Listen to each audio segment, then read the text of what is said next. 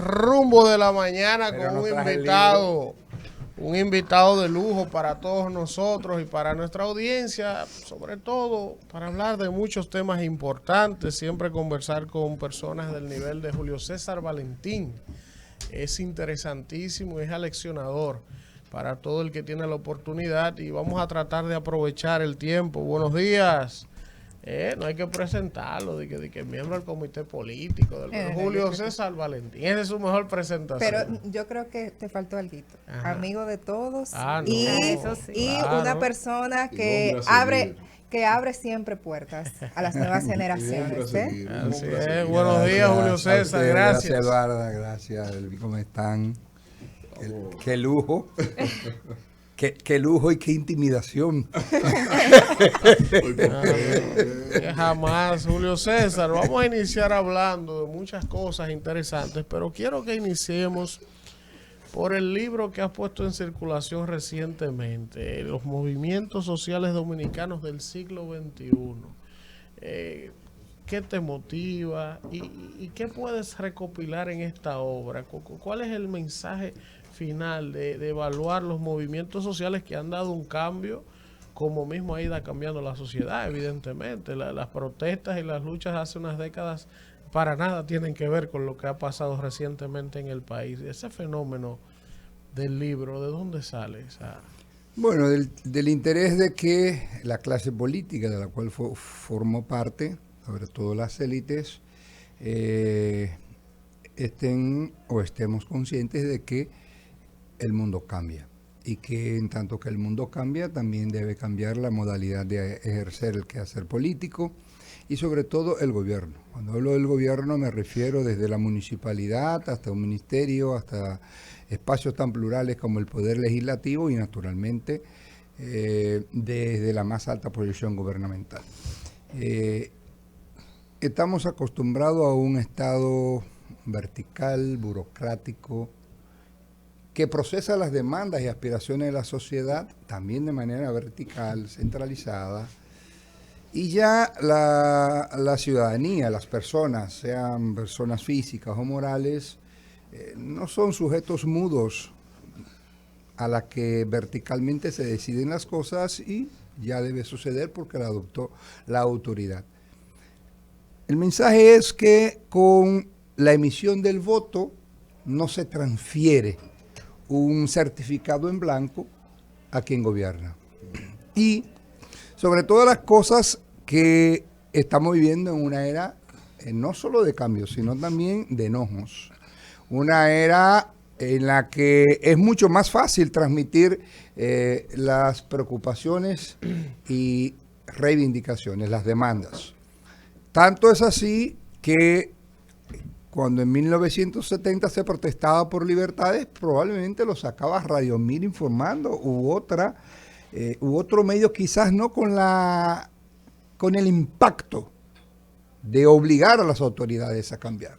Hoy la densidad de medios de comunicación, la densidad de medios de la que dispone la población para expresar sus exigencias e inconformidades son bastantes, pero esta es una sociedad dominicana y latinoamericana en la que concurren expansión de clase media. Esa clase media que los gobiernos por naturaleza expresan que ha habido bienestar, también son inconformes, aspiran a mucho. Ya no demandan lo que reclamábamos en los 80 cuando participábamos de unas demandas, de unas protestas de tumulto. No, ya demandan bienes postmateriales, bienes de última generación. Ya no te están demandando el liceo, ni la calle pavimentada, ni el metro.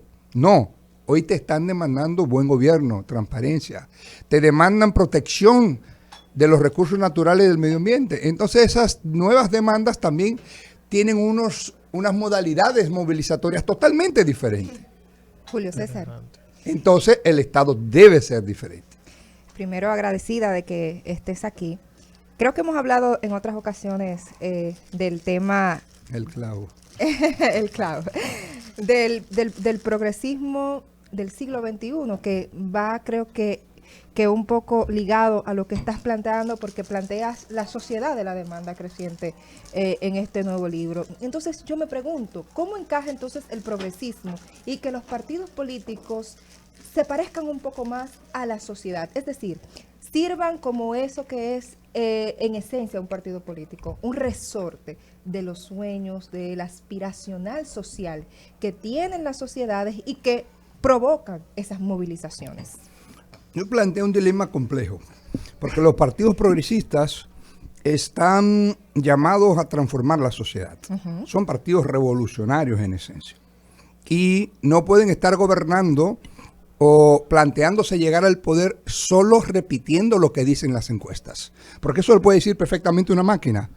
Hay líderes políticos que, contrario a sus concepciones, colocan o se colocan en los temas que quiere escuchar la población. Y a veces los líderes y los partidos progresistas deben insistir en temas aún no sean atractivos en un momento, pero que a la larga la propia población va a evaluar si transformó. Juan Bosch fue capaz de plantear temas contra las tradiciones, contra las Fuerzas Armadas, contra el parecer de la jerarquía de la Iglesia Católica, contra la posición hegemónica de la política exterior norteamericana, con unos recetarios a veces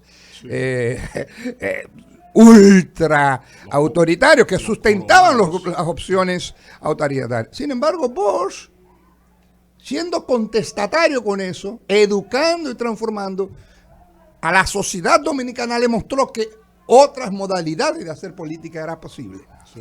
Entonces, la sociedad, lo que deben hacer sí los partidos progresistas es, a la par de educar, entrenar, preparar. Por eso usted ve que en la Fuerza del Pueblo, en el PLD, en el PRM, incluso en el Frente Amplio, cuyo mayor matriz de orientación política es el Partido Comunista del Trabajo, se manifiestan posiciones extrañamente ultraconservadoras impropias de esas plataformas o formaciones políticas. Entonces, a la par de la formación, sí también deben verse como parlamentarios, deben verse como gobernantes potenciales. Y en ese sentido, ser capaces de entender que las aspiraciones de la sociedad, o hay que comunicarse con esa sociedad, no para complacerle en todo, pero sí bajar a la plaza y entender los partidos políticos que no estamos solos en el escenario, que hay otros actores colectivos y los movimientos sociales vienen a llenar esos cauces que a veces no concede la política democrática formal. Esa erosión de la que hablan tantas encuestas con rigor científico y académico y otros estudios académicos de que los partidos políticos acusan un progresivo proceso de erosión de su legitimidad y desconfianza, hace que la ciudadanía me diga, mira, a mí me gusta participar, pero no en el partido político A, ni B, ni C. Por suerte, todavía en República Dominicana siguen siendo importantes los partidos políticos. Pero a la par de ello, hay otras formas de la gente canalizar sus demandas, y ahí están como actores políticos los movimientos sociales. No que estén incididos, porque siempre va a haber incidencia política en los movimientos sociales, y lo hubo en los movimientos populares de las protestas de los 80. Ayer eran los sectores más pobres y hoy son los sectores sociales medios los más decisivos en estas protestas. Usted decía en estos días, a raíz del libro que puso a circular, que el PLD no entendió lo que pasó en las protestas de la Plaza de la Bandera y demás hace 2 años y tanto. A este tiempo, 2 años y varios meses, ¿cree usted que ya el PLD está consciente de su realidad, de lo que pasó en esas protestas de la Plaza de la Bandera, que en ese momento no lo entendía, no lo asumió y por eso hoy está fuera del poder? ¿Entendió ya el PLD? Y ahí mismo, para unirme a la pregunta de Agnira, si usted entiende que el proceso de autocrítica propio que debió agotar el PLD antes de querer perseguir el poder, porque va en la misma línea, se hizo ese ejercicio de autocrítica con la profundidad que debió hacerse. Creo que la criticidad y la irreflexión han estado muy presentes en los partidos políticos dominicanos, no en el PLD. El PRD perdió en el año 2004 y probablemente no hizo una reflexión profunda. Sí recuerdo cuando ganamos en el año 2012 hubo un proceso de evaluación de los resultados en la que resultó electo el expresidente Danilo Medina. Sin embargo, la evaluación fue reflexiva y crítica. Y mostró, por ejemplo, por qué se perdieron las elecciones en la zona productora de arroz. Y, bueno, se cuestionaba un desempeño de un ámbito de la administración pública. Cuando me refiero en eso, en la conclusión del libro, no me refiero al PLD exclusivamente. Es un llamado a la clase política de que entienda de que el mundo le ha cambiado y que ha cambiado la forma en cómo la ciudadanía expresa sus malestares y sus insatisfacciones. Que el bienestar por sí solo debe ser celebrado por los gobiernos, pero en la expansión de clase media, el crecimiento, sacar personas de la pobreza hacia clase media, no necesariamente es el fin de la historia. Es decir, que un gobierno logre bienestar y crecimiento económico, incluso distribuir, no le libera de que aparezcan movimientos sociales y otras acciones colectivas a veces violentas, como ocurrió en Colombia, donde todo parecía que el gobierno iba a terminar muy bien, pero una no meditada o no discutida mínimamente, social y técnicamente, propuesta de reforma fiscal, estremeció de manera violenta aquella sociedad que parecía que concurría a un proceso electoral normal. Y es muy probable que esto tuviera efecto en los resultados electorales a un nivel tal de que prácticamente el uribismo, que había sido la fuerza política predominante, pues que terminó muy mal parada en términos del electorado. En ese sentido digo que el presidente Abinader, que disfruta de popularidad, debe entender, y sus funcionarios, que no están solo en el escenario. Que hay una oposición política que puede o no coalicionar, pero también hay una ciudadanía que, aunque parte de los contingentes de los movimientos sociales que se fueron formando desde Isla Artificial, Gonzalo contra la cementera en Gonzalo, 4%, y Marcha Verde, así como la Plaza de la Bandera, que hay muchos actores en común. Sin embargo, estos movimientos o estas realidades de necesidades o demandas de última generación o posmateriales, como nosotros le llamamos, pues resulta que pueden surgir, y cada coyuntura te genera los actores de movilización social. Valentín, yo hace unos momentos analizaba, a razón precisamente de los debates que inician en la Asamblea General de la ONU, desde ayer, analizaba que estos 77 años ha sido la humanidad que ha consolidado la abundancia. Y dentro de la abundancia han habido distintos fenómenos socioeconómicos que han incidido sobre nuestras sociedades, que han moldeado de alguna manera una identidad conductual en la población. Aunque muchos ejemplos específicos, estabilidad democrática, consolidación de derechos fundamentales, generación de riqueza sustentado en una desigualdad, con un empoderamiento social garantizado por los derechos fundamentales, ahora, y con capacidad de divulgación.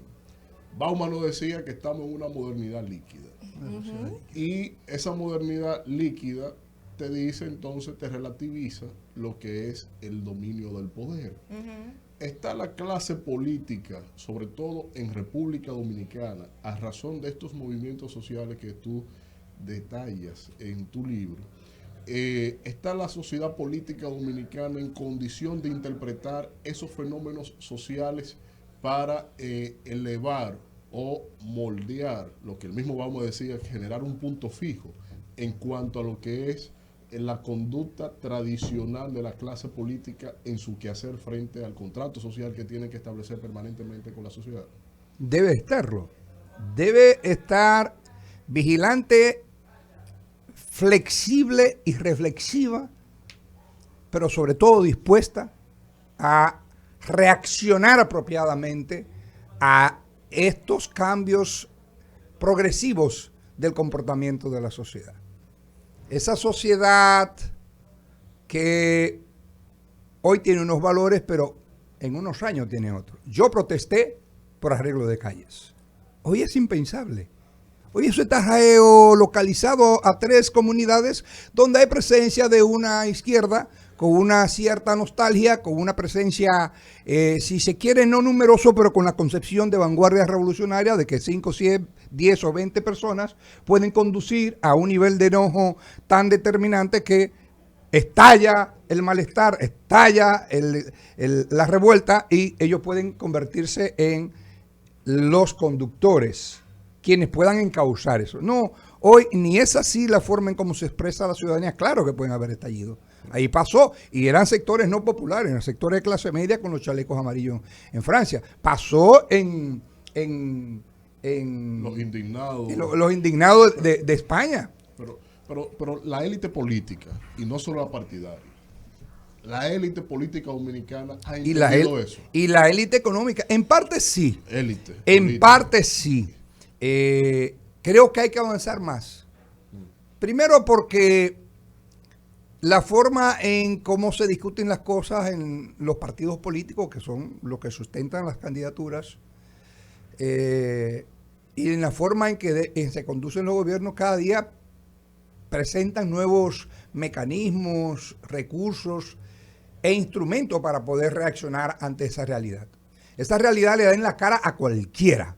Por ejemplo, un presidente como Rafael Correa venía de triunfos en triunfos electorales.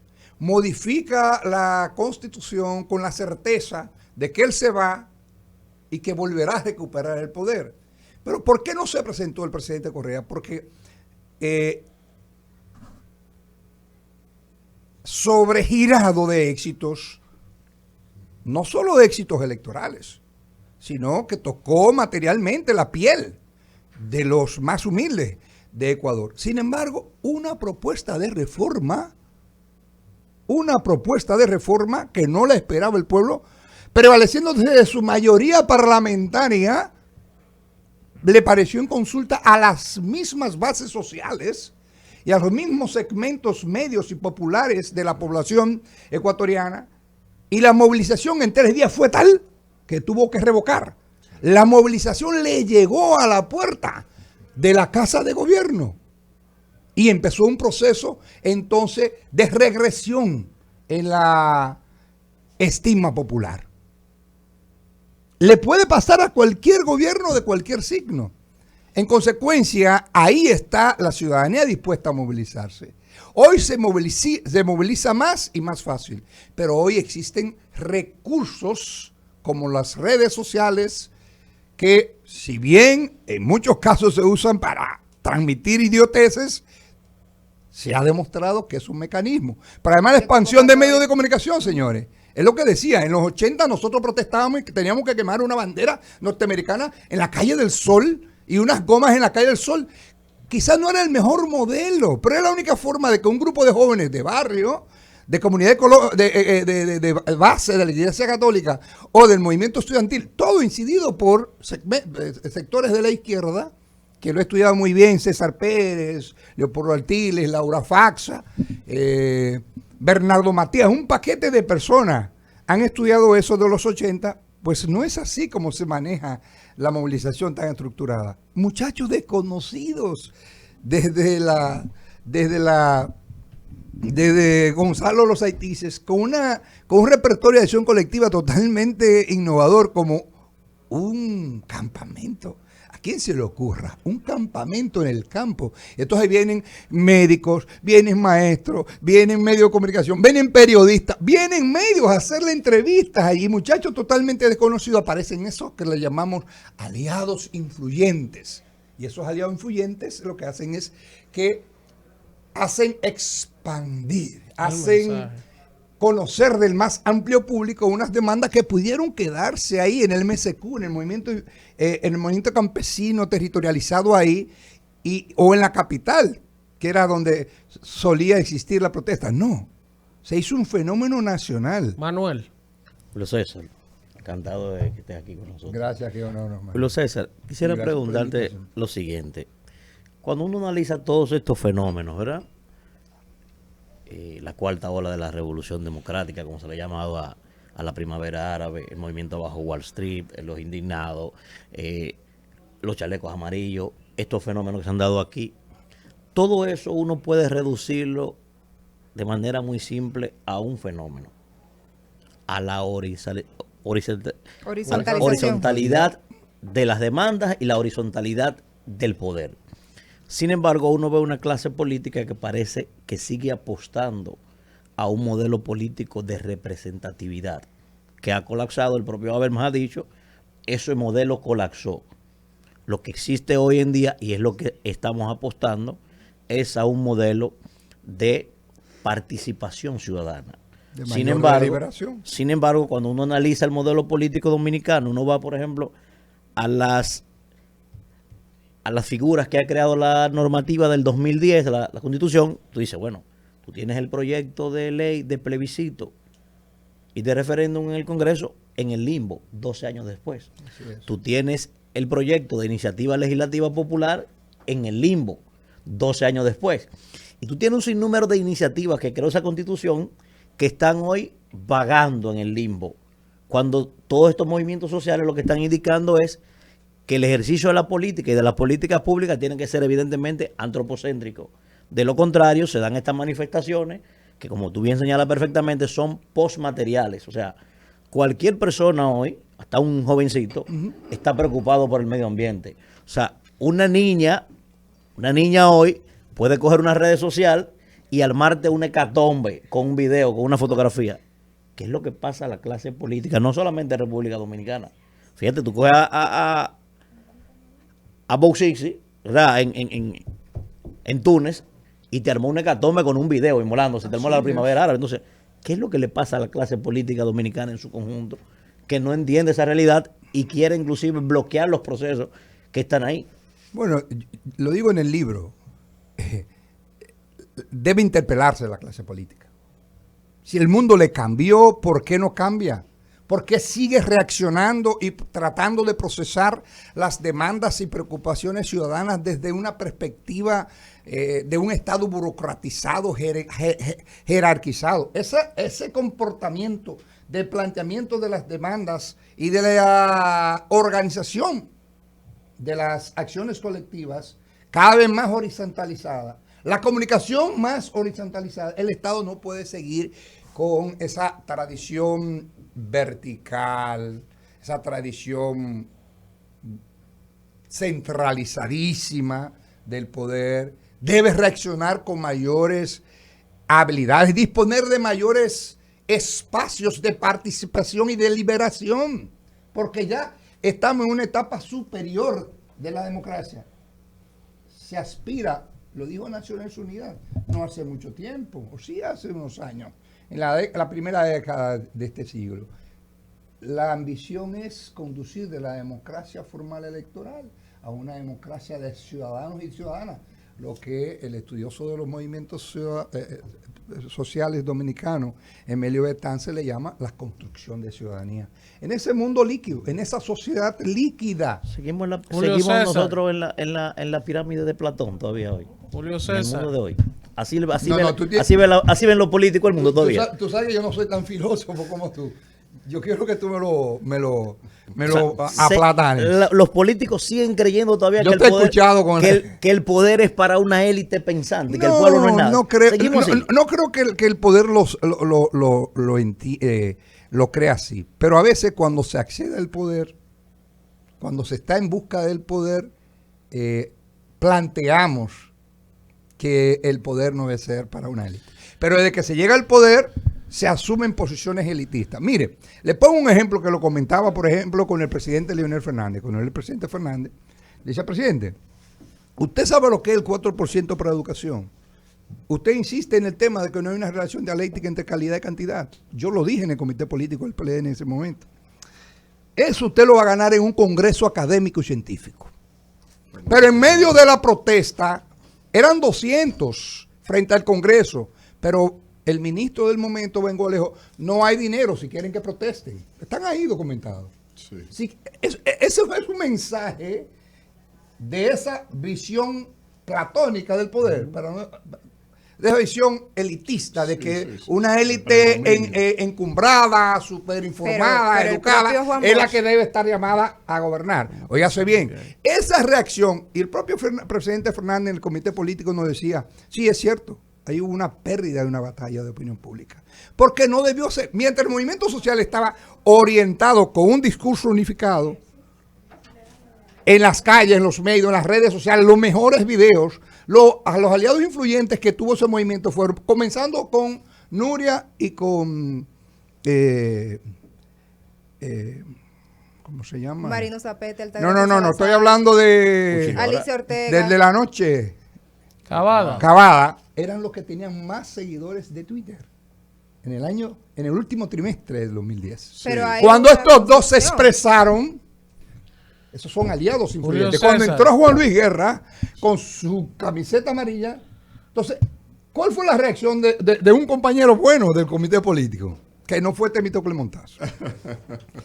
Pues yo dije, Temístocle Montaz estuvo presente, yo dije, Sí, sí. y la gente entendió, y dije, y Temístocle planteó, no. Alguien planteó, no, es que eso es la oposición, es el PRD que estaba en la oposición. Y bueno, si esa es la oposición, ganó, porque mis dos hijos, uno en la universidad y otro en un colegio privado, se fueron al concierto del Monumento, en la que participaron Víctor, José Antonio Rodríguez, Xiomara, los hermanos Rosario, Roldán, el Torito, es decir, óyeme, y te van peloteros como Pedro Martínez, pero ¿quién manipula a esas personas? ¿Quién le hipoteca el cerebro para movilizar? No, es que es un tema, además que es un bien postmaterial, un bien políticamente correcto plantearlo. Pero ¿quién puede oponerse sensatamente a la educación? Ahora, ¿qué dijo el presidente? No hay una relación. Es probable que no haya una relación.